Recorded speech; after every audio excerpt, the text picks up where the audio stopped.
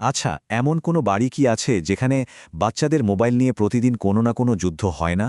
আজকের এই বিশ্লেষণে আমরা এমন একটি নির্দেশিকা বা গাইডলাইন নিয়ে কথা বলবো, যা বাচ্চাদের স্ক্রিন টাইম ম্যানেজ করতে সাহায্য করবে, তাও আবার কোনো রকম রাগারাগি বা জেদ ছাড়াই। চলুন সরাসরি মূল কথায় চলে যাই।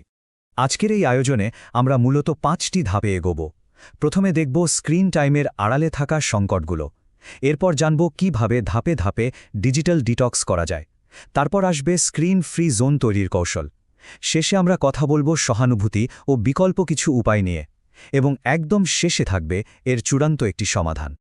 তো শুরু করা যাক আমাদের প্রথম পয়েন্ট দিয়ে, স্ক্রিন টাইমের সংকট এবং এর পেছনের অজানা বিপদগুলো। প্রথমেই যে প্রশ্নটা মাথায় আসে তা হল, স্ক্রিন টাইম কমানোটা আসলে এতটা জরুরি কেন?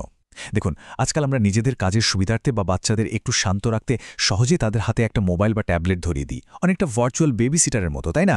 কিন্তু পর্দার আড়ালে এই জিনিসটা বাচ্চাদের মস্তিষ্কের স্বাভাবিক বিকাশে কতটা বাধা দিচ্ছে তা অনেক সময় আমাদের চোখের অগোচরে থেকে যায়। এটা কিন্তু সত্যি একটা নীরব সংকট। এই বিপদগুলো আসলে কতটা গভীর ভাবলে অবাক হতে হয়। ব্যাপারটা শুধু চোখের সমস্যার মতো শারীরিক লক্ষণের মাঝেই আটকে নেই। পর্দার ওই রঙিন আর দ্রুত বদলাতে থাকা দুনিয়া থেকে বাচ্চারা প্রতিনিয়ত যে ডোপামিন পায়, তার ফলে বাস্তব জীবনে তাদের স্বাভাবিক মনোযোগ আর একাগ্রতা ভীষণভাবে কমে যাচ্ছে। এর সরাসরি প্রভাব পড়ছে তাদের আচরণের উপর। তারা ধীরে ধীরে একাকিত্বে ভুগছে, সামাজিক দক্ষতা হারিয়ে ফেলছে, বাস্তব জগতের চেয়ে ভার্চুয়াল জগতই তাদের কাছে বেশি আপন মনে হচ্ছে।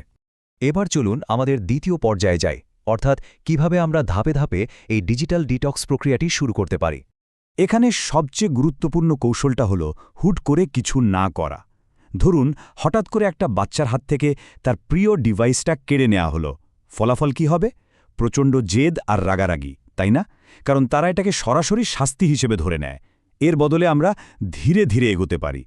বাচ্চা যদি দিনে ৩ ঘন্টা স্ক্রিনে থাকে, তবে প্রথম ধাপে সেটা কমিয়ে ২ ঘন্টায় আনতে হবে। কিছুদিন পর সেটা ১ ঘন্টায় নামিয়ে আনতে হবে। এই যে ধীরে ধীরে কমানো, এতে বাচ্চার মনস্তত্ত্বে কোনো আকস্মিক ধাক্কা লাগে না, আর পরিবর্তনটাও তাদের কাছে খুব স্বাভাবিক মনে হয়। তার মানে রাতারাতি সব বন্ধ করে দেওয়ার ধারণা থেকে আমাদের বেরিয়ে আসতে হবে। এর বদলে একটা দারুণ কাজ করা যায়। সপ্তাহে অন্তত একটা দিনকে স্ক্রিন ফ্রি ডে বা মোবাইলবিহীন দিন হিসেবে ঘোষণা করে দেওয়া যায়।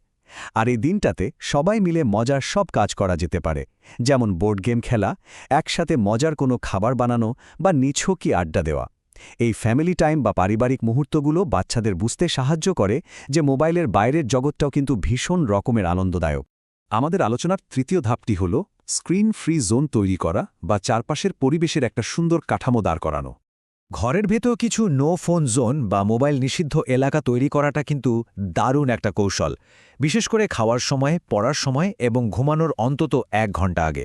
খাওয়ার সময় ফোন দূরে রাখলে শুধু যে পারিবারিক বন্ধনই মজবুত হয় তা নয়, বাচ্চারা খাবারে মনোযোগ দিতেও শেখে, যা তাদের পুষ্টির জন্য একদম অপরিহার্য। ঠিক তেমনি পড়ার টেবিলে স্ক্রিন না থাকলে তাদের পুরো মনোযোগটা কিন্তু পড়াশোনাতেই আটকে থাকে। আর ঘুমানোর আগের সময়টার কথা আলাদা করে বলতেই হয়। ঘুমের আগে মোবাইল ব্যবহার করাটা সত্যি খুব উদ্বেগের একটা বিষয়। মোবাইলের স্ক্রিন থেকে যে নীল আলো বা ব্লু লাইট বের হয়, সেটা আমাদের মস্তিষ্ককে বোকা বানিয়ে দেয়। মস্তিষ্ক ভাবে যে এখনও দিনের বেলা, ফলে মস্তিষ্ক অযথাই উত্তেজিত থাকে, আর মেলাটোনিন নামের সে জরুরি ঘুমের হরমোনটা তৈরি হতে বাধা পায়। ফলাফল খুব বাজে একটা ঘুম আর ভীষণ ক্লান্তিকর সকাল, যে একটা বাচ্চার সারাদিনের কর্মক্ষমতাকে একদম নষ্ট করে দেয়। এবার আসি চতুর্থ ভাগে, সহানুভূতি এবং কিছু সেরা বিকল্পের মাধ্যমে শূন্যস্থান পূরণ করা। এই বিষয়টা আমাদের খুব মন দিয়ে বুঝতে হবে। শুধু বকাঝকা করে বা ফোন দেখা খারাপ বলে ধমক দিলে তা বড়জোর বাচ্চার মনে ভয় তৈরি করতে পারে, কিন্তু কোনো স্থায়ী সমাধান কখনোই আনে না। রাগারাগি করলে আসলে অভিভাবক আর বাচ্চার মাঝে একটা অদৃশ্য দেয়াল তৈরি হয়ে যায়। এর বদলে শান্তভাবে আর সহানুভূতির সাথে তাদের বুঝিয়ে বলতে হবে।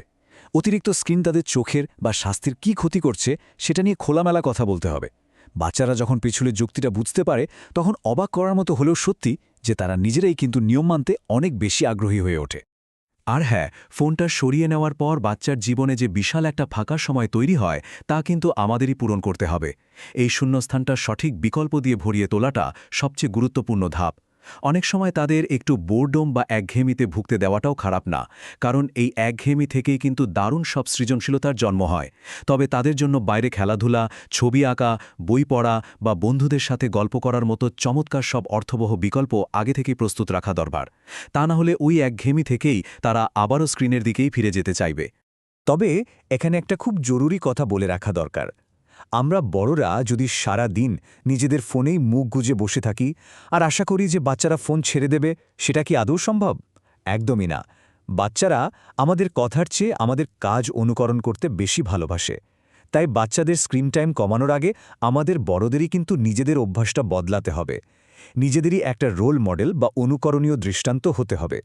দেখতে দেখতে আমরা একদম শেষ ভাগে চলে এসেছি, পঞ্চম ধাপ, অর্থাৎ দীর্ঘমেয়াদী সফলতার জন্য আমাদের চূড়ান্ত সমাধান।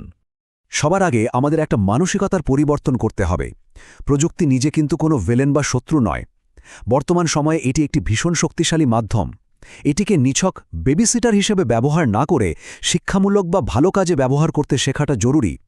মূল সমস্যা এই যন্ত্রে নেই, বরং যন্ত্রের ওপর আমাদের অতি নির্ভরশীলতা আর অনিয়ন্ত্রিত ব্যবহারের মাঝেই আসল সমস্যাটা লুকিয়ে আছে। এই ছোট্ট কিন্তু গভীর সত্যটা অনুধাবন করতে পারলেই একটা দীর্ঘস্থায়ী পরিবর্তন আনা একেবারে নিশ্চিত। আর এই পুরো প্রক্রিয়ার চূড়ান্ত সমীকরণটা কিন্তু ভীষণ সহজ অথচ অবিশ্বাস্য রকমের শক্তিশালী। সমীকরণটি হল ভালোবাসা যোগ নিয়ম সমান সমান সঠিক সমাধান। ভেবে দেখুন, শুধু কঠোর আর রুক্ষ নিয়ম দিয়ে কোনো বাচ্চার মন জয় করা যায় না, আবার একদম শাসনহীন অন্ধ্র ভালোবাসাও আসক্তি দূর করতে পারে না। এর জন্য চাই অপরিসীম ভালোবাসা, যত্ন এবং শৃঙ্খলার এক নিখুঁত ব্যালেন্স বা ভারসাম্য। এই ভারসাম্যটাই একটা বাচ্চাকে আত্মবিশ্বাসী করে তুলবে এবং প্রযুক্তির সঠিক ব্যবহারে সচেতন করবে। আলোচনাটি শেষ করার আগে একটি অত্যন্ত গুরুত্বপূর্ণ প্রশ্ন রেখে যেতে চাই। ভালোবাসা আর নিয়মের এই চমৎকার ভারসাম্য বজায় রেখে ভবিষ্যৎ প্রজন্মের জন্য একটি সুস্থ ও সুন্দর ডিজিটাল পরিবেশ নিশ্চিত করতে আমরা সবাই কি সত্যি প্রস্তুত? একবার ভেবে দেখবেন। আশা করি আজকের এই বিশ্লেষণটি বাচ্চাদের স্ক্রিন টাইম ম্যানেজ করার ক্ষেত্রে দারুণ